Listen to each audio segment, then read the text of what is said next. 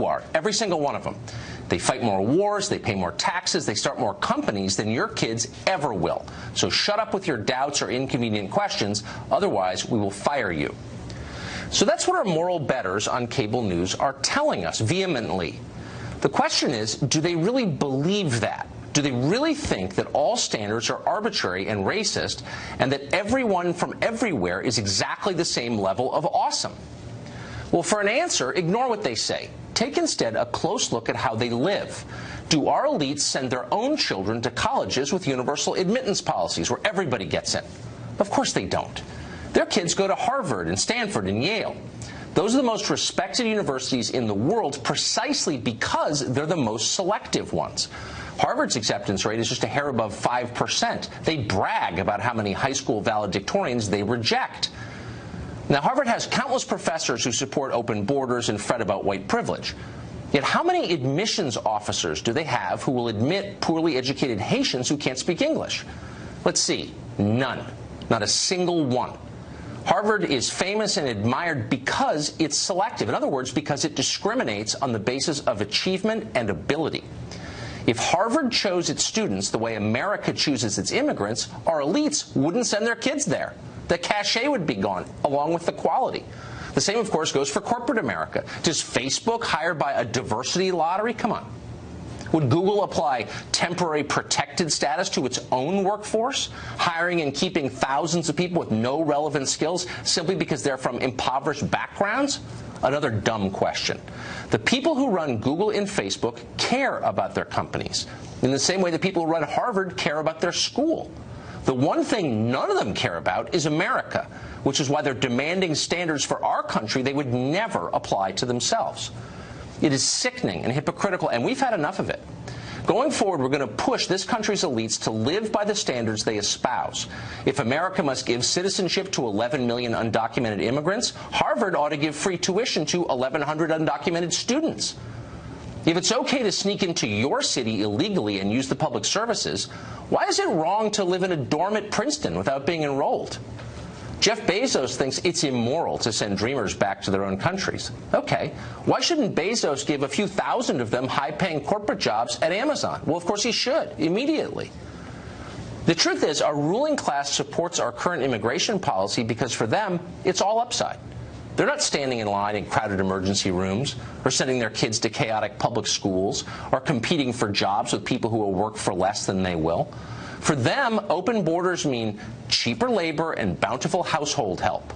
And above all, the sense that, unlike you, they're good people. They care. They're not bigots like those voters in Kentucky and Ohio. What our rulers need is a strong dose of reality, a sense of what their policies mean for everybody else. So let's give them that. You can send your ideas to us on Twitter.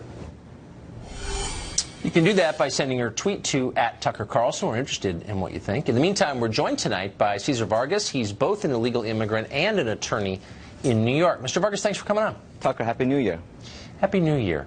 So it's a pretty simple calculation. Why not treat America like you really cared about it? Our policymakers treat it with maybe half the care that Harvard treats its school with and say, we're going to try and figure out which immigrants are going to be the most successful. It's not about race, but it is about the massive amount of data we have on how people do once they get here. And people who are more likely to succeed will get preference, and those who are less likely to succeed won't. What's wrong with that? Well, two very important points. The first point is that the United States is not a company. The United States is not a school. It's a nation. Second point, we want to make sure that we scrutinize every person coming here into the country. We want to make sure that they don't have any terrorist background. We want to make sure they don't have a violent criminal record. No one disputes that. But let's get this point very important, that the United Nations was created mainly in the Declaration of Independence because the king restricted immigration, because the King of England said, states, colonies, you can no longer bring people from other countries. And what happened? American Revolution, a beautiful idea of this nation came about. So this is not about Revolution was spurred because King George was a restriction on immigration. Okay, that's a whole other show where I try to educate you. Independence. All right, okay. But let's just back up a little bit. You said that the two standards we need to apply are people aren't terrorists and they don't have a criminal record. Would you apply those standards in your own life to anything? I'm going to hire this person, I'll let him into my school, I'll marry this person, just as long as this person doesn't have a terror background or a criminal record. Shouldn't we aim a little bit higher than that if we really cared about the country? Of course, we want to have standards. But at the same time, what made this great nation is what we see in the Statue of Liberty. Give me your poor, your huddled masses. And look, your ancestors came here when they were poor. Many ancestors of the founding fathers came here when they were poor. And now look at you, Tucker. You're a successful Fox News host. You're kind of missing it. This is not. Wait, so it's not. We're not in the 18th century now. And if you really care about the country, you think deeply about what's going to make it better and safer and more prosperous, happier, more cohesive. You don't adopt a faith-based approach that says there's an inscription on the bottom of a statue in New York Harbor, let's just roll with that and hope for the best. You don't do that. So why wouldn't you say, for example, I'll throw a stat out here. You tell me if you think it's relevant. So the Science Talent Search Competition tries to identify kids who are good at science, which is like a pretty good measure. It's tested students in America. 14 of the top 40 had Indian immigrant parents. So that would suggest, well, gee whiz, that and a lot of other markers suggest the Indians do pretty well. Why not encourage a lot more Indian immigration? Why would that be bad?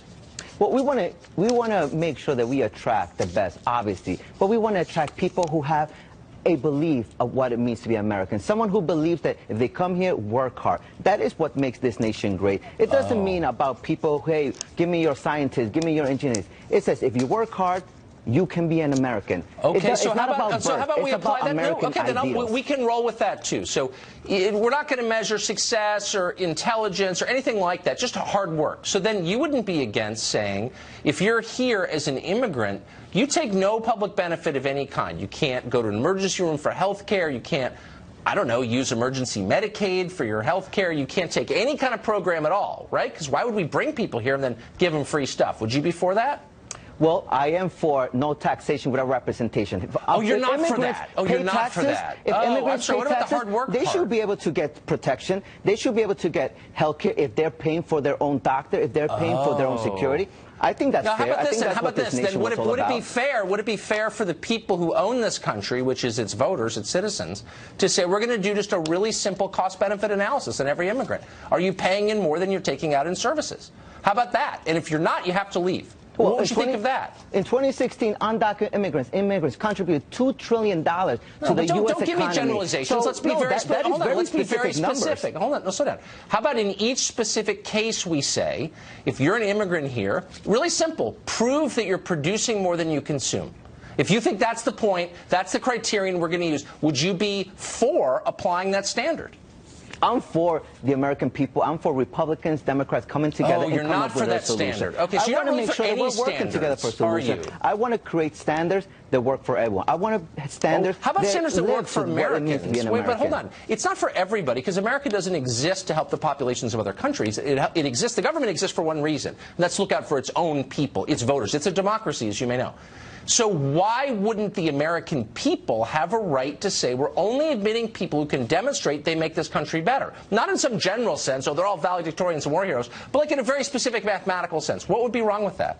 Because this nation is such a great place, because we have allowed the poor, the people who were hungry back there. Your ancestors were poor. Your ancestors of your viewers. Well, you don't know anything about my ancestors, and now look for at them. But so it's not that's about just now. It's about what we wanted the future of this country to be. Listen, for me, I want to make sure that I'm here as an attorney representing veterans. I'm representing military families. Okay, Why? come on. It's not because I want to be able to. Let's have a rational conversation. No, hold on. You're capable of conversation. No, you're capable of it. Let me ask you a really simple question. If more immigration always makes the country richer, then why does the state with the most immigration, which is California, keep getting poorer? It now has more poverty than any state. 1 out of 5 Californians is poor. If immigration makes us richer, why is California getting poorer? What's the answer to that, I wonder? Well, I would just say that California has a surplus of more than $10 billion into their state economy. Why? Because many factors, but because it's a welcoming state. So well, wait a second. No, but hold on.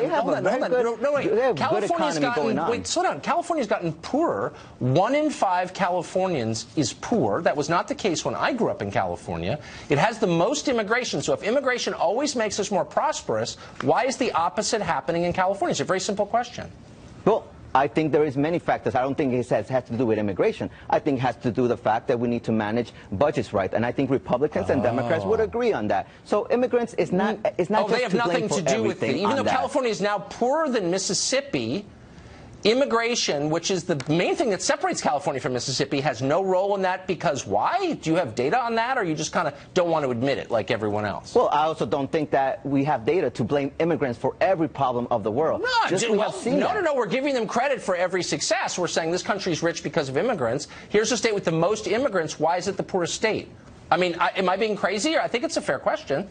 Well, I also say that California has a surplus. Right now, the economy is doing very well. And why? Because many of immigrants. So I could always also say the immigrants are, California is doing great because of immigrants, but there's many factors into play. But I would just say, Tucker, that, you know, at the end of the day, our nation is about statute of liberty. Our nation is about us having an economy where people can be welcome. Why don't we stop with the magical thinking and get real, because things are changing really fast in this country, and we care about our country. Absolutely. We want to see the best it can be. And the point is not to make other countries happy. It's to protect our people. So I hope you'll give us a pass on trying to think that through in a rational way. Let's work together on this. All right. Caesar, thanks for joining us. Thank you so much, Chris. Andrew Klavan is a contributing editor at City Journal. He just wrote a piece that has been pinging around the internet like samizdat. It's responding to President Trump's immigration remarks, and he joins us tonight. Andrew, thanks a lot for coming on. Hey, thanks, Tucker, for having me. This is one of these pieces that probably 1 in 3 of our viewers got by text this weekend, but I just want to read the first line, which kind of crystallizes it. Nothing scandalizes a leftist like the truth. That's your opening. What does that mean?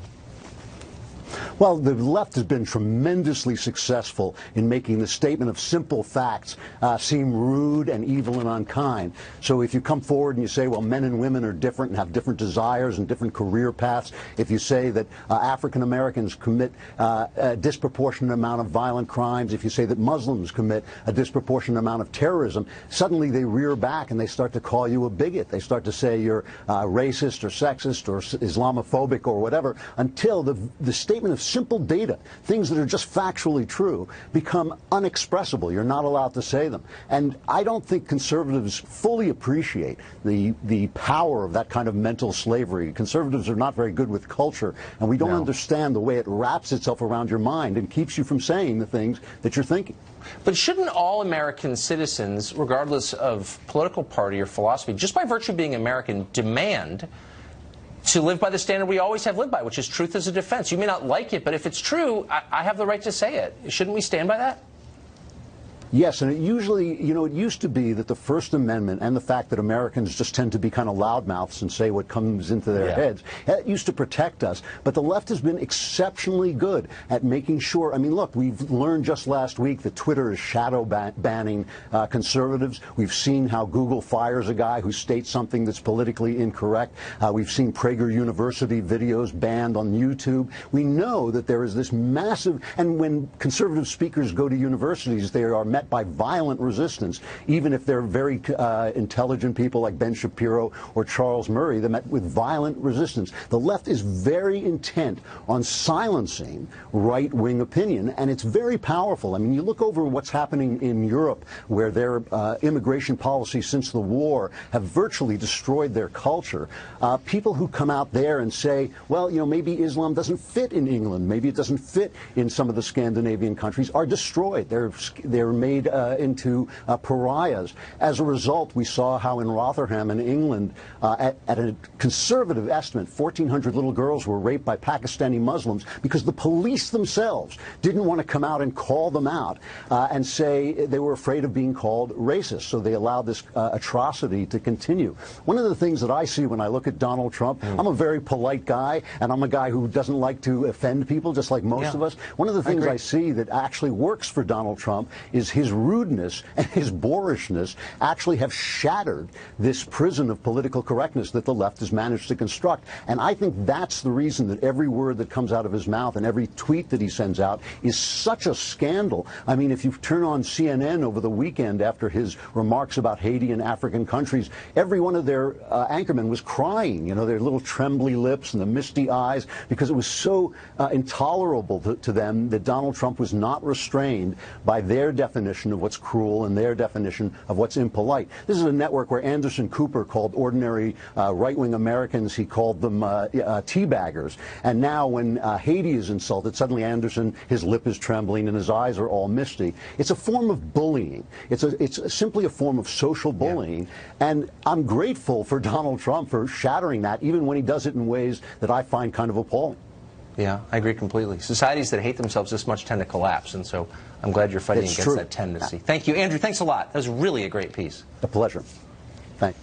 Driverless cars could be dominating roadways in your city sooner than you think. What are the implications, not just for driving, but for American workers or the people who immigrate here and need those jobs? There is a connection between technology and immigration, and we'll get to it next. Stay tuned.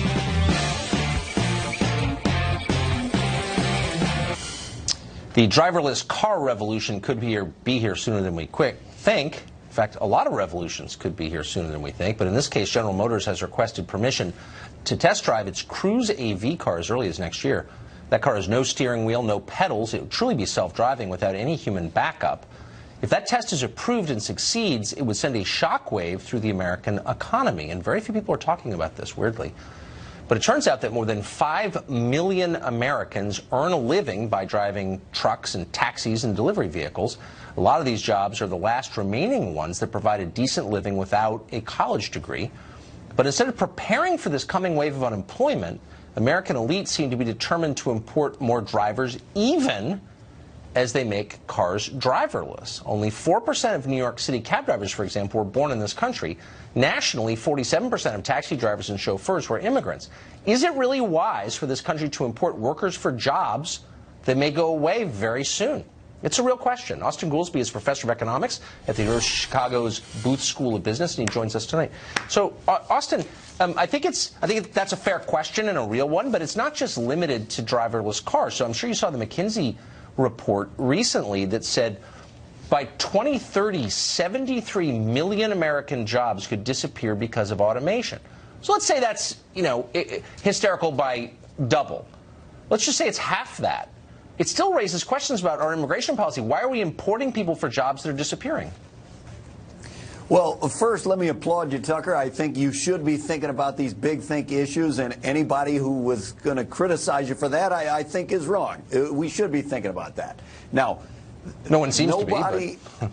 in my opinion, you're mixing up the timing a little bit. So the immigrants already came to the country, and now they're filling the jobs that are there. Nobody's saying, let's develop driverless cars and let's import foreign drivers to drive cars that no, but we import over a million. No, but hold on. But we're continuing to import without any abatement at all because the Democratic Party is demanding it. More than 1 million low-wage workers every year, low-skilled workers. So, what are they going to do when these jobs go away? It's just a simple question.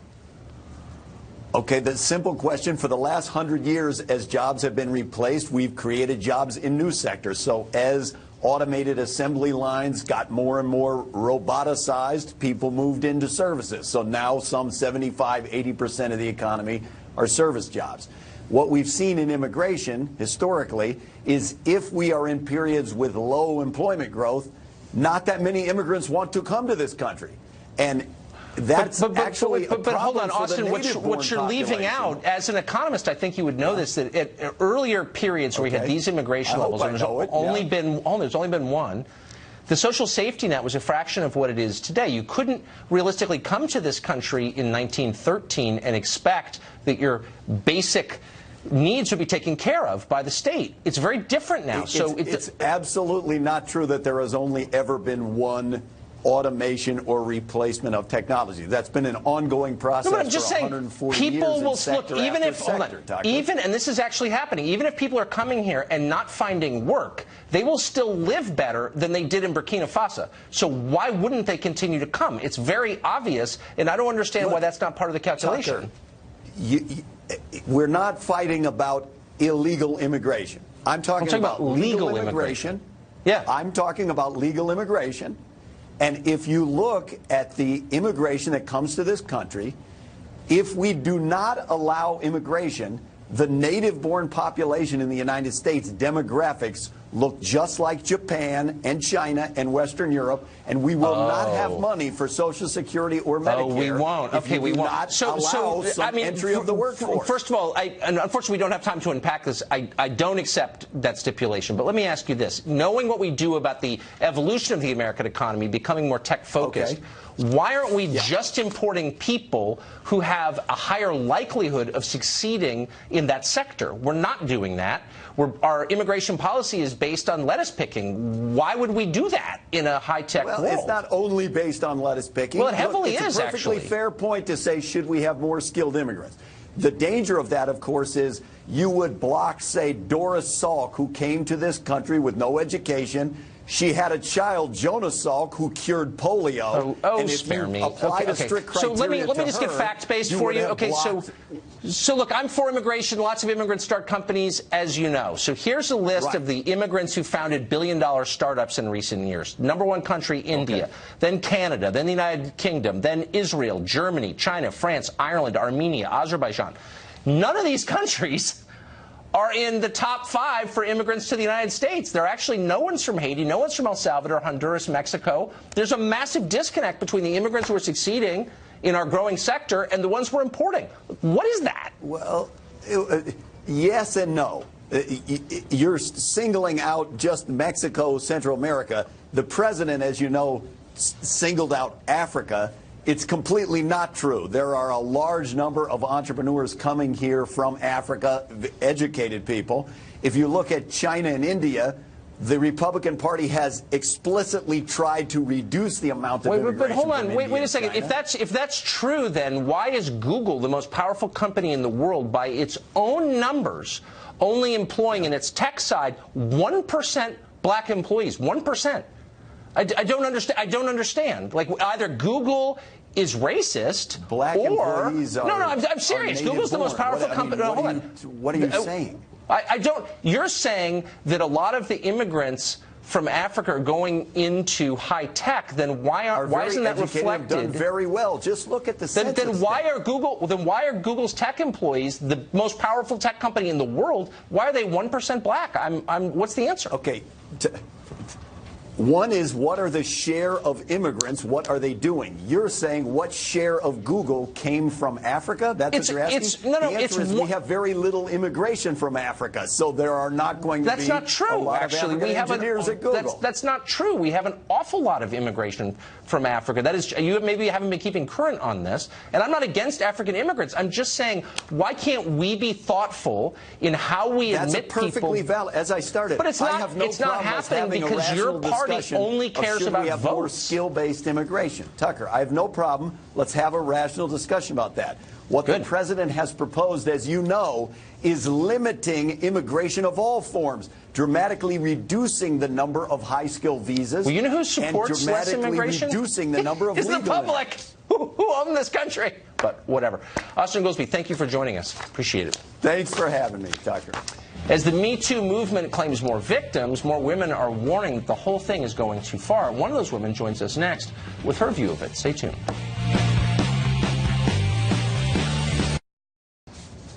Well, the Me Too movement continues. It continues to bring down more and more people. As it does so, some are beginning to wonder and raise voices of dissent, warning that the innocent may be having their lives ruined. Last week, Hollywood star Liam Neeson warned that post-Weinstein backlash against sexual harassment is morphing into a witch hunt. Yes, there is a bit of a witch hunt happening too. In what sense? There's some people, famous people, being suddenly accused of touching some girl's knee or something, and suddenly they're being dropped from their program or something. Heather McDonald is a fellow at the Manhattan Institute and another Me Too skeptic, and she joins us tonight. Heather, thanks a lot for coming on. Thanks, Tucker. So where do you think this is going in the Me Too movement at this point? Well, it's going towards the disappearing of men. We're going to see a wave of new gender quotas throughout the economy on the assumption that if we don't already have proportional representation of men and women across workplaces in science and computing and in entertainment, it's because of gender patriarchies and harassment, which is simply not the case. What we're seeing really, Tucker, is sexual liberation having a nervous breakdown.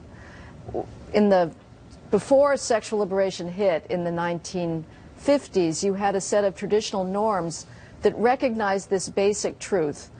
Men and women are different. It's not social construction.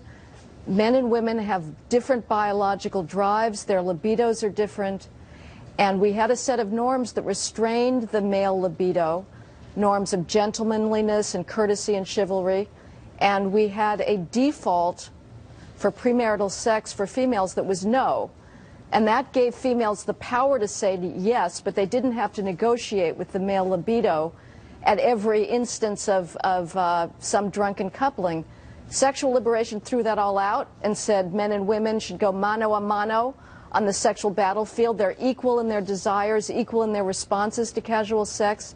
And it turns out when you set the default at yes for premarital sex, a lot of women have a hard time negotiating a no. And instead of recognizing that we've sort of screwed up the default settings and are working against biology, women are blaming the patriarchy when the opposite is the case. Whatever its effects, it has not made women happier the last 50 years. I mean, there's been a longitudinal study on this, and American women have not become happier. I wonder if you destroy men or complete the destruction of men, they're pretty close to being destroyed, I would say. How does it help women exactly? What will be the effect on women? I think you're going to see a lot of regrets. Why aren't men courting me? And basically, civilization has been created by people with very powerful egos. It is of no relevance to me whether they were male or females. I want a meritocracy. I want people with drive to succeed. And if you have a rule that says powerful men should be out of the picture, I think we are going to reach a civilizational stasis. Yeah. I mean, this has profound consequences. I don't fully understand all of them, but I can smell it. This is a big deal. Heather, thank you for shedding some light on that. Thanks, Tucker. Well, there's all-out war in Silicon Valley. Conservatives are accusing Twitter and Google of censorship because they're committing it, while Facebook has been accused of kowtowing to the Chinese Communist Party because it is. Mark Stein joins us in a minute to weigh in on the Valley's many crises. Stay tuned. Long simmering conflict between conservatives and Silicon Valley is increasingly lurching into an all-out war. Just last week, James Damore sued Google for firing him over an internal memo on diversity that was basically unremarkable by normal people standards. Now, conservative journalist Chuck Johnson has sued Twitter after it banned his account. Milo Yiannopoulos and Roger Stone threatening to do the same thing. New videos, meanwhile, from Project Veritas suggest that Twitter deliberately shadow banned certain users, likely for politically motivated reasons. Twitter, when we asked him, didn't really deny it. Author and columnist Mark Stein joins us tonight to assess the wreckage of Silicon Valley. And we learned, Mark, that a lot of these companies suck up to the repressive authoritarian government of China and squelch speech for the sake of increasing their profit margins. Is there any moral authority left in Silicon Valley? I don't think so. China is the last big market to conquer. It doesn't really make a lot of difference in money terms, but down the road they see it as that. And if you look at it in particular, the Internet has, in the last 10 years, I love the Internet. I preferred the Internet 10, 15 years ago. In the last decade, it's dwindled down to a duopoly. Basically Facebook and Google, who between them take 84% of the digital revenue on the entire planet, excluding China. And that actually means that Google and Facebook account for over 30% of all revenue on the planet. So they're basically beyond market pressures, and they have a highly ideological, politicized staff who, as we saw in these leaks from Twitter, basically are glorying, reveling in the power they have to do down their ideological foes. So I don't understand. A really simple question, since I live in Washington. Here you have two companies, at least two, that are operating what is textbook monopoly to the detriment of consumers in this country. They're really a threat to the U.S. government, and they're more powerful than the U.S. government. And the U.S. Congress, which is charged with overseeing this and preventing this from happening, throws up its hands and says, I don't see any violation here. I don't understand how they could sit impotently in the face of this threat. No, well, I thought Senator Lee was rather unimpressive on your show a couple of days ago on this, Tucker. Very disappointing. In a sense, we are in a very potentially dangerous situation here because, as you say, this is a de facto Google, Facebook monopoly around the planet. And if you look at, for example, the European Union, Angela Merkel actually wants Facebook. She's caught on tape with Zuckerberg, in effect asking Zuckerberg to control and enforce the restriction of sort of right-wing populist movements in Germany. Theresa May in Britain looks on Facebook and Twitter in the same way, that she wants them to be her enforcers. And so I think the danger here is that in America, in the European Union and elsewhere, in a sense, the natural political inclinations of Facebook and Google are incentivized by craven politicians. There's a kind of logic. If you want to steer clear, they're beyond commercial pressure now. Only antitrust pressure in Washington or in Brussels could restrain this entity. But in a sense, they've found a political sweet spot that incentivizes the left-wing thought control they're engaging in. And yet Republicans control almost all levers of power in the U.S. government and are doing nothing. Maybe later in the week you can come back on and tell me what the point of voting for them in the first place was. I'd be interested to know. That may be... That may be a very long and depressing program. It might be. Mark Stein, thank you as always and for your ratings bomb to boot. Thanks a lot, Tucker. Thank you. We've got new developments in the mystery of the Mandalay Bay shooting in Las Vegas. Stranger than you would imagine. We've got them. Right back.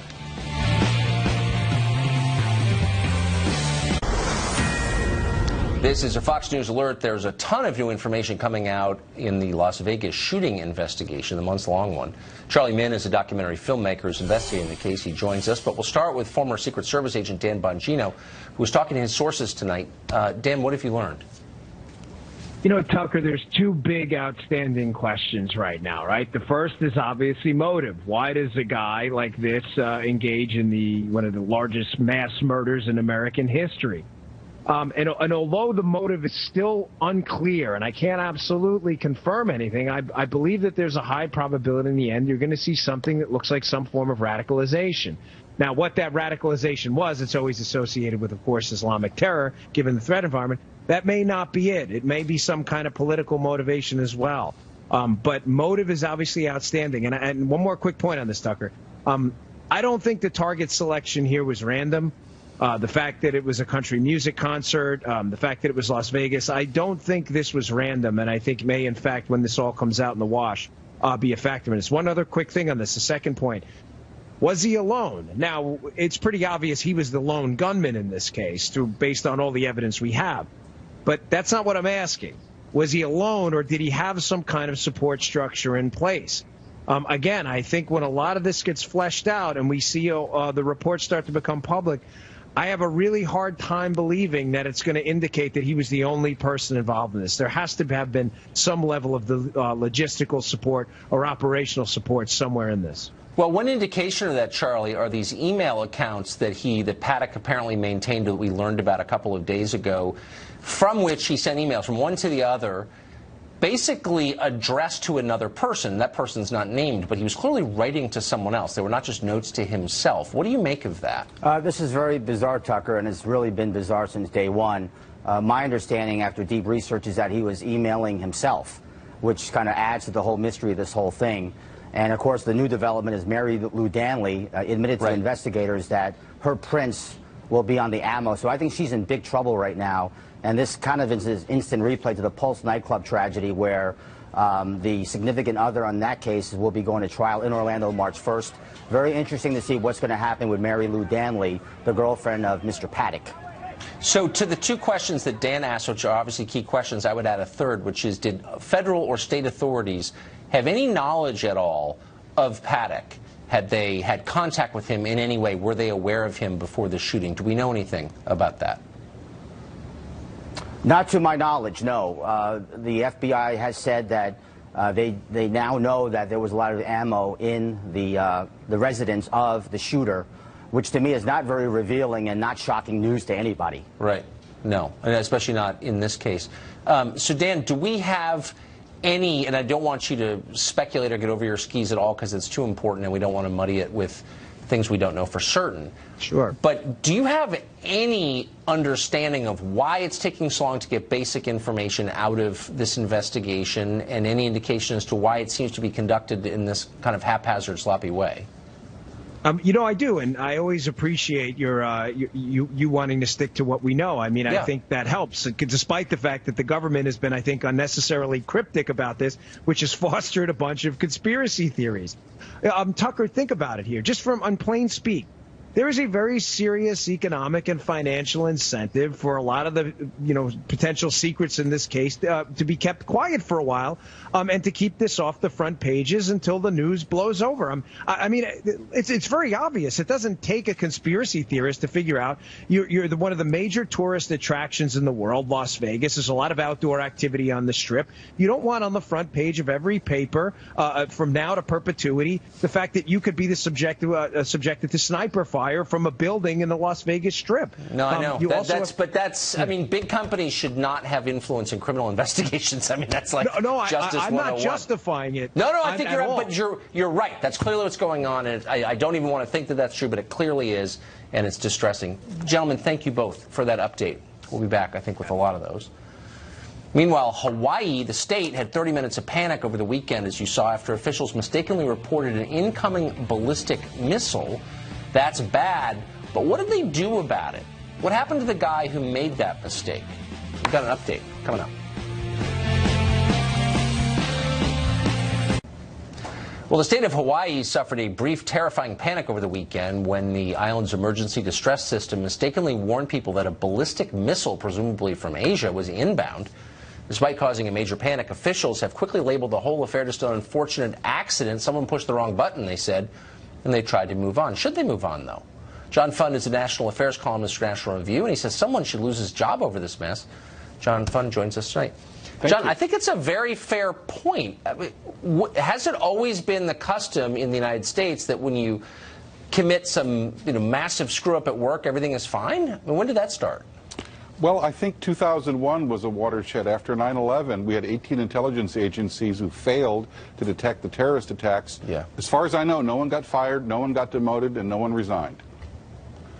So what are the long-term consequences of this, where no one's ever held accountable for anything?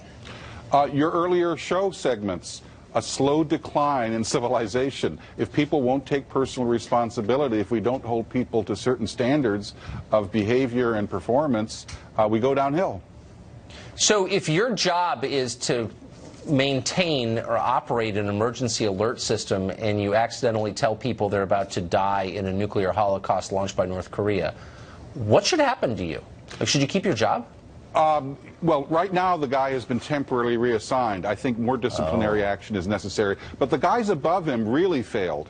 The people who were in charge, they basically had a system in which there was no way to countermand the alarm. There was no way to send out a false alarm. That's why it took 38 minutes in which 1.5 million people were terrified in order to correct the mistake. That's unacceptable. So we should have discipline at the top and discipline at the bottom.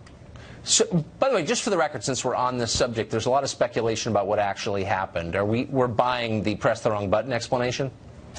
Apparently the fellow clicked the wrong button on the computer, and then he was asked, do you really, really want to do this? And he said yes. That's apparently what happened, and he didn't know he didn't know what he had done until the mobile phones of some fellow employees started going berserk. Unacceptable behavior by him, even more unacceptable lack of safeguards on the part of his bosses.